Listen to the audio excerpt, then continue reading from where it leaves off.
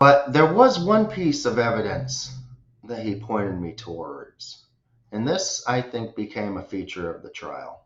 And it was relevant. And that piece of evidence was that his accuser was a registered sex offender. And the reason that became relevant was because, and I made a motion in limine about this.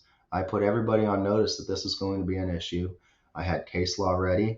So all I had to do was set the evidentiary predicate to get this admitted. And the reason that it was relevant, normally prior bad acts don't come in at trial, okay, because they're irrelevant. We just want to know what's relevant to the situation here, what's relevant to whether or not this crime was committed. Well, the accuser being a registered sex offender was relevant to whether this crime was committed because it showed motive, okay? And as we all know, a registered sex offender has a very hard time finding a place to stay, has a very hard time finding a place to rent.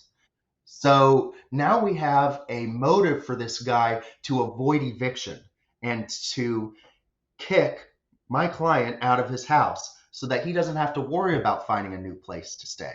Kick your client out of his own house, right? That's right. My client owned the house. My client wanted the registered sex offender gone, and the registered sex offender didn't want to have to deal with that. So he figured out how to make things work in his favor. And the way he did it was he waited till my client got irate, waited till my client had the knife in his hand, reached for the knife, bap. Now I got it. Call the cops. What kind of evidence did the prosecution actually have against your client that may have been concerning to you? The trial was the victim. They had the baseball bat.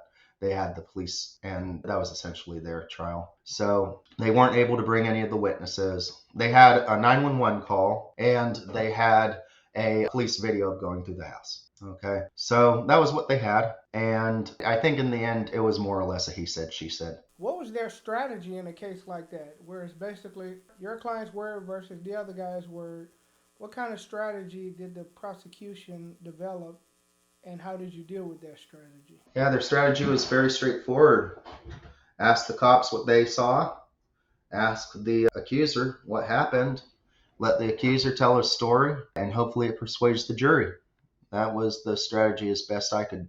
And then you tore it apart using AI. From what I've learned was instrumental. At this point, I want to know everything about how you use AI to, I guess, attack the prosecution strategy as well as help develop your own strategy.